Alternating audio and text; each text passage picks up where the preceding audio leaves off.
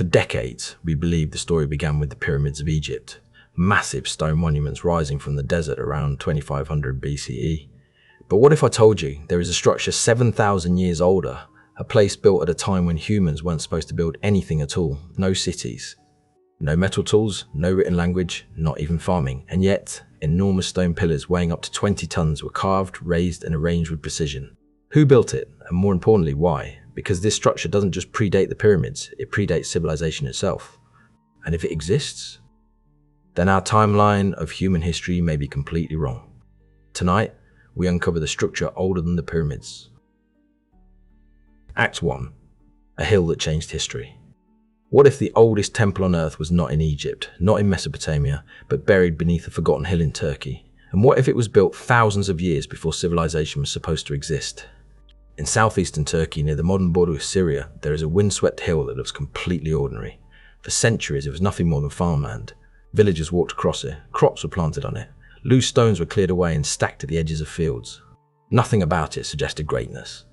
Nothing suggested mystery. And certainly nothing suggested that beneath this hill lay one of the most important archaeological discoveries in human history. In the 1960s, a brief survey noted unusual limestone fragments scattered across the surface, but the site was quickly dismissed. Researchers assumed they were looking at a medieval cemetery. It would take nearly 30 more years before someone realized the mistake. In the 1990s, a German archaeologist named Klaus Schmidt returned to the site and began systematic excavations. Almost immediately, enormous stone pillars began to emerge from the soil. Not crude stones, not scattered ruins, but towering T-shaped monoliths, some over 5 meters tall, carved and deliberately arranged in massive circular enclosures. This was architecture, and it was ancient. Radiocarbon dating soon delivered a result that stunned the archaeological world. The oldest layers of the site dated back to around 9600 BCE. To put that into perspective, the Great Pyramid of Giza was built around 2500 BCE. This structure is roughly 7,000 years older. 7,000 years older than the pyramids. That is a time gap larger than the entire span between the pyramids and today. When these pillars were raised, Stonehenge did not exist. The first cities of Mesopotamia did not exist. Even pottery had not yet become widespread. According to traditional history, humanity was still living in small, mobile bands of hunter-gatherers. And yet here stood monumental stone architecture. The site became known as Göbekli Tepe, and from the moment excavation began, it became clear that this was not just another ancient ruin. It was something that did not fit, something that arrived too early, something that forced historians to ask an uncomfortable question. What if civilization did not begin when we think it did? And if this hill holds the answer, then everything we thought we knew about our origins may have to change.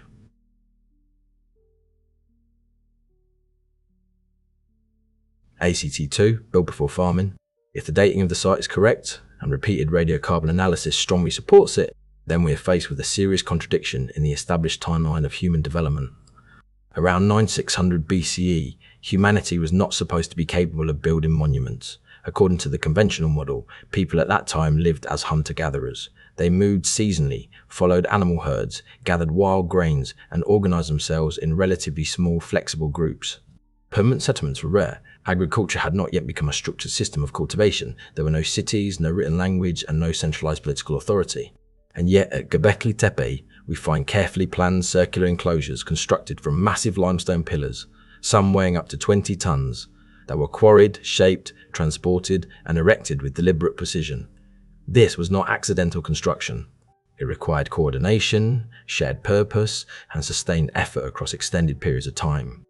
The pillars were not only placed upright, many were carved with detailed reliefs of animals, suggesting symbolic meaning rather than practical function. For decades, archaeologists believed that large-scale architecture emerged only after agriculture created stable food surpluses. The logic was straightforward. Farming allowed people to settle permanently. Permanent settlement enabled population growth. Population growth encouraged specialization, and specialization eventually produced organized religion and monumental building projects. But the evidence at Göbekli Tepe does not follow that sequence. The monument appears before clear signs of widespread agriculture. That inversion forces a difficult question. How could a society without established farming sustain the labor necessary to construct something on this scale? One possibility is that different groups gathered seasonally at this location, perhaps for ritual or ceremonial purposes. If so, these gatherings would have required careful planning and reliable access to food resources. Over time, the pressure to feed large groups in one place may have encouraged early experimentation with managing and cultivating wild grains. In that case, agriculture may not have been the cause of organized society. It may have been one of its consequences. If belief and ritual gatherings came first, then the foundations of civilization were laid not by economic necessity alone, but by shared symbolic meaning. The need to come together, repeatedly and intentionally, may have shaped the social structures that eventually led to farming, settlement, and complex society. If that interpretation is even partially correct, then the origins of civilization begin not with crops in the ground, but with ideas powerful enough to unite people long before cities existed.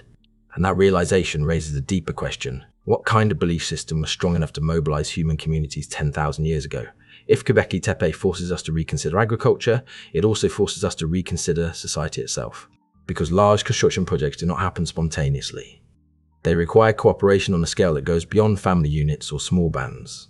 They require shared intention, agreed structure, and some form of leadership.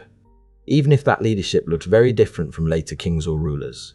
In traditional models of prehistory, complex hierarchy appears gradually, emerging from settled farming communities. Stability allows specialization.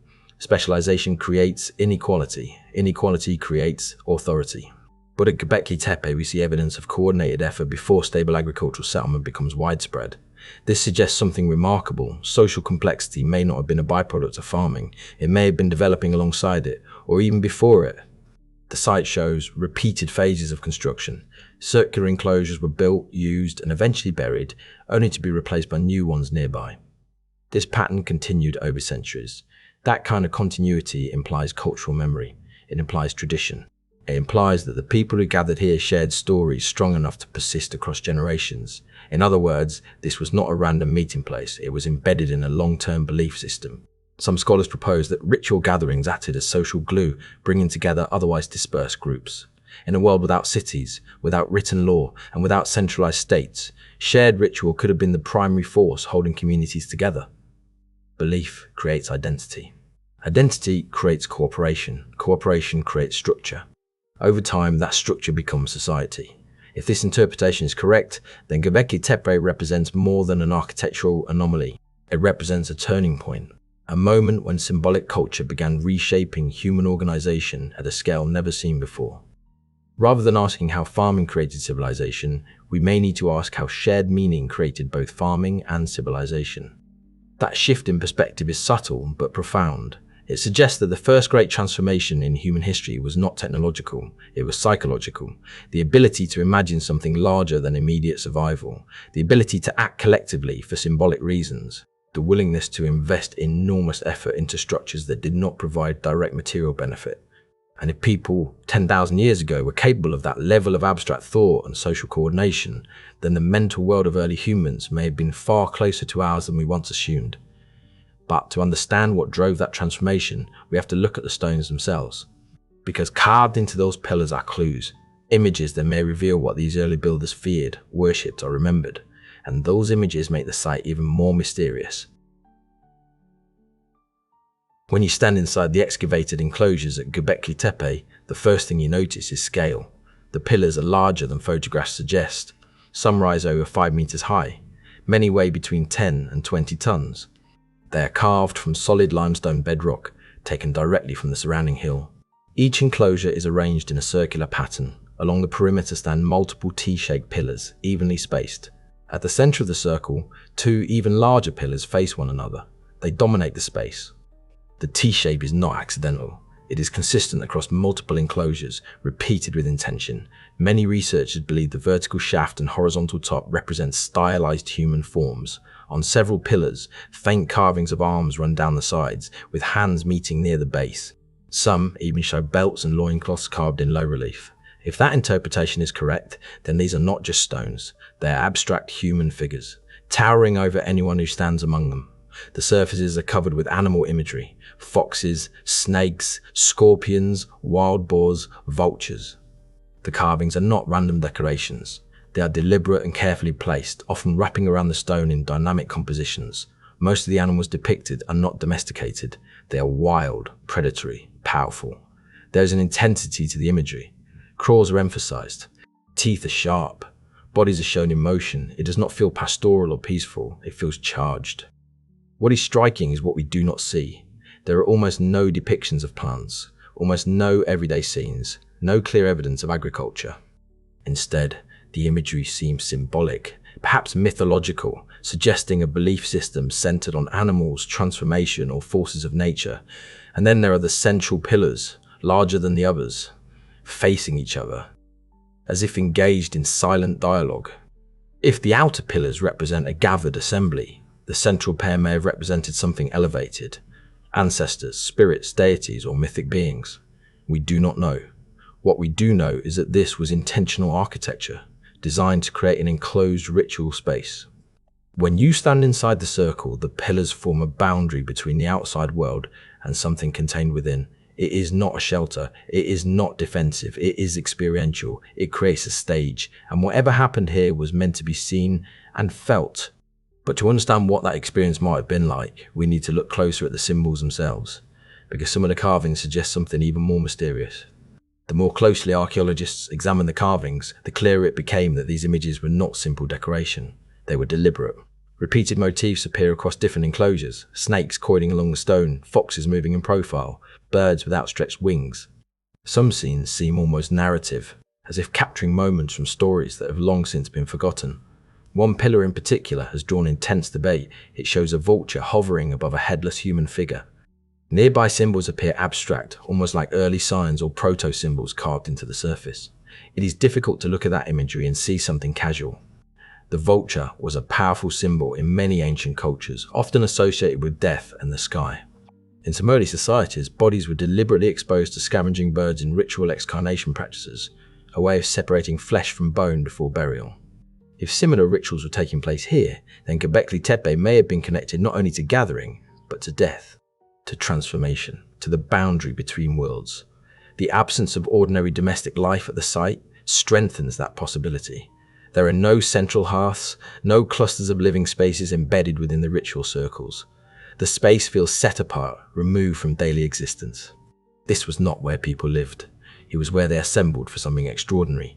Some researchers have suggested that the site may represent one of the earliest known ritual landscapes, a sacred complex built to formalize ceremonies that previously took place in more temporary settings.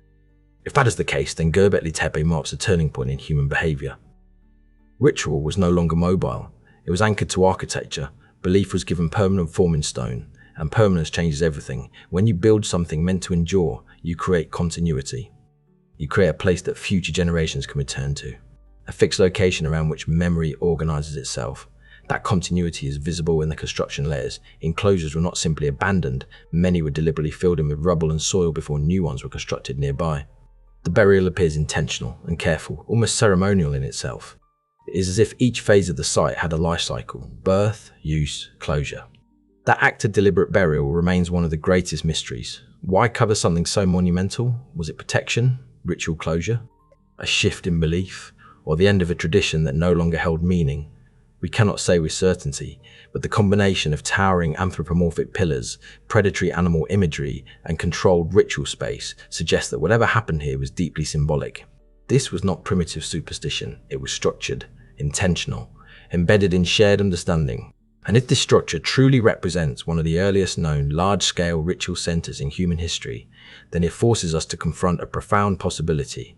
Long before cities rose, before kings ruled, before writing recorded myth, humans were already constructing sacred architecture to engage with forces they believed existed beyond the visible world. The stones do not tell us exactly what they believed, but they make one thing clear: they believed something powerful enough to build this, and the fact that it predates civilization as we define it makes the mystery even greater. Because if this was the beginning, what came before it? By now, the physical evidence is undeniable. The stone circles exist, the carvings are real, the dating is consistent. But the central mystery remains unresolved. Who were the people capable of organizing this, and what were they trying to achieve? The builders of Göbekli Tepe left no written language. No inscriptions explain their intentions, no names survive. Everything we know must be reconstructed from stone, soil, and fragments of bone. Archaeological evidence suggests they were part of early Neolithic communities in the region, groups transitioning slowly from mobile hunting lifestyles toward more settled patterns of life. They were not an unknown advanced civilization. There is no evidence of lost technology or metal tools hidden beneath the site.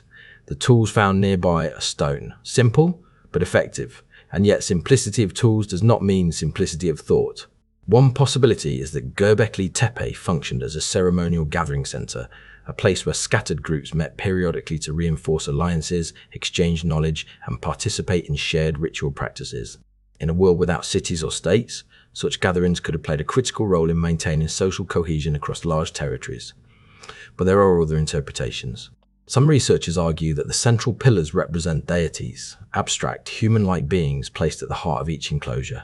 If that is the case, the site may have been one of the earliest formal temples in human history. Others suggest a more ancestral focus, that the pillars embodied revered forebears, mythic founders, or protective spirits watching over the community. There are even proposals that certain carvings may encode cosmological meaning, early attempts to map the sky or record significant celestial events. The difficulty is that none of these theories can be confirmed. There are no texts to compare, no direct cultural descendants who preserve the meaning of the symbols. We're looking at a belief system separated from us by more than 10,000 years, and yet, despite that distance, the scale of effort suggests something profound. People do not move 20-ton stones casually. They do not carve detailed imagery into limestone without purpose. Whatever motivated the builders of this site was powerful enough to mobilize labor, sustain tradition, and anchor communities to a single place across generations. The question is not whether they believed something. It is what kind of belief requires architecture of this magnitude, and whether that belief was born here or inherited from something even older. What makes this site even more puzzling is not only that it was built, but that it was deliberately buried. At some point around 8000 BCE, the enclosures of Göbekli Tepe were carefully filled in with rubble, tools, broken animal bones, and soil. The burial was not the result of collapse. It was not erosion. It was intentional. Each enclosure appears to have been sealed methodically, almost respectfully, before new structures were built nearby. This behavior suggests ritual closure rather than abandonment. But why would a society invest centuries of effort into monumental architecture only to hide it beneath the earth? One possibility is that belief systems changed, religious traditions evolve, symbols lose power, new generations reinterpret old myths. The burial may have marked the end of a spiritual cycle. Another theory suggests environmental pressure. Around this period, the climate of the region was shifting. Communities were beginning to settle more permanently elsewhere, agriculture was spreading, social structures were transforming. If daily life was changing, ritual life may have changed with it, but there is also a deeper question. What if Göbekli Tepe represents a transitional moment, the final expression of an older worldview that could not survive the rise of farming and settlement? Hunter-gatherer societies often maintain animistic cosmologies centered on animals, spirits, and landscape. The carvings at the site are dominated by wild creatures, predators, scavengers, forces of nature. There's almost no imagery connected to domesticated life. As agriculture spread, humans began redefining their relationship with nature. Control replaced coexistence, fields replaced wilderness. The symbolic focus of society shifted. If Göbekli Tepe belonged to an earlier mental world, one rooted in untamed nature and ancestral memory, then its burial may symbolize more than architectural closure. It may represent the end of an era, the closing of one way of understanding reality and the beginning of another. We often imagine civilization as steady progress, a continuous upward line from primitive to advanced, but history is rarely that simple. Sometimes revolutions are not loud. Sometimes they are quiet transitions buried beneath layers of earth. If the builders of Göbekli Tepe sealed their own sacred spaces, they may have done so because the world they belonged to was disappearing. And if that is true, then this site is not just the beginning of civilization. It is also the last echo of something older, something we barely remember. For more than a century, the story of civilization followed a clear and comfortable progression. Humans learned to farm. Farming created surplus. Surplus created cities. Cities created religion, hierarchy, and monumental architecture. It was a logical ladder. But Göbekli Tepe does not fit neatly on that ladder. Its construction predates widespread agriculture. Its symbolism suggests complex belief systems. Its scale implies coordination beyond small family groups. Rather than emerging from settled urban life, monumental ritual architecture appears here at the very dawn of the Neolithic world. That inversion forces historians to reconsider not just one site, but the foundations of social development itself. If organized ritual gatherings existed before farming, then symbolic systems may have played a far greater role in shaping early society than previously assumed. Shared belief could have acted as the catalyst for cooperation on a scale large enough to encourage experimentation with cultivation. Instead of agriculture giving rise to religion, it is possible that religious gatherings created the conditions that made agriculture necessary. This does not mean Göbekli Tepe was a lost advanced civilization, nor does it require rewriting science in dramatic or conspiratorial ways. The tools found at the site are consistent with the era. The technology is Stone Age. The people were not superhuman. What changes is not their level of advancement, but our perception of their cognitive and social sophistication. They were capable of long-term planning. They were capable of symbolic abstraction. They were capable of constructing architecture not for shelter or defense, but for meaning. That realization narrows the psychological distance between us and them. 10,000 years ago, humans were already gathering around shared narratives powerful enough to reshape landscapes. In many ways, that is still what civilization is. Structures built around ideas, communities organized around belief. The difference is scale, not intention. Göbekli Tepe suggests that the impulse to create sacred space may be one of the oldest defining traits of our species. And if that is true, then the origins of civilization are not rooted solely in survival. They are rooted in imagination. But if imagination built the first monumental architecture, then what other forgotten chapters of human history still lie beneath the soil? The implications of Göbekli Tepe extend far beyond a single archaeological site. If large-scale ritual architecture existed at the very beginning of the Neolithic period, then human cooperation at that time was already far more advanced than once believed. The ability to mobilize groups, preserve symbolic systems across generations, and invest enormous effort into shared spaces suggests that early societies were experimenting with complexity long before cities appeared. It also raises another important possibility. Göbekli Tepe may not have been unique. Only a small portion of the site has been excavated. Much of it still lies beneath the hill. And in the surrounding region, additional early Neolithic sites have been discovered, some showing similar architectural patterns. This suggests that what we are seeing may represent part of a broader cultural landscape, a network of communities connected by shared traditions rather than isolated groups acting independently. If that is the case, then the origins of organized society may not have emerged suddenly in one place, but gradually across interconnected regions, shaped by belief systems that left no written record. For modern observers, the challenge is psychological. We tend to view pre-agricultural humans as surviving from day to day, focused almost entirely on food and shelter, but the evidence here points to something more layered. These communities were capable of abstract thinking, long-term memory, and symbolic architecture. They were not waiting for civilization to begin, they were already shaping it. The deeper lesson may not be that history is wrong, but that it is incomplete. Archaeology continues to revise our understanding as new evidence emerges, and each discovery reminds us that the past is far more complex than simplified timelines suggest. Göbekli Tepe does not overturn everything we know about early humanity, but it forces us to ask better questions. Questions about why humans gather, why we build, why we create spaces that exist not for survival but for meaning. And perhaps the most humbling realization is this: 10,000 years ago, people stood inside those stone circles and looked up at the same sky we see today. They asked questions about life, death, and forces beyond their control. They organized themselves around shared stories. They invested labor into structures meant to endure beyond their own lifetimes. In that sense, the distance between their world and ours is not as vast as it appears. The tools have changed, the materials have changed, but the impulse to build around belief has remained constant. And somewhere beneath the soil of other forgotten hills, there may be more chapters waiting to be uncovered, chapters that could once again reshape the story of how civilization began. The implications of Göbekli Tepe extend far beyond a single archaeological site. If large-scale ritual architecture existed at the very beginning of the Neolithic period, then human cooperation at that time was already far more advanced than once believed.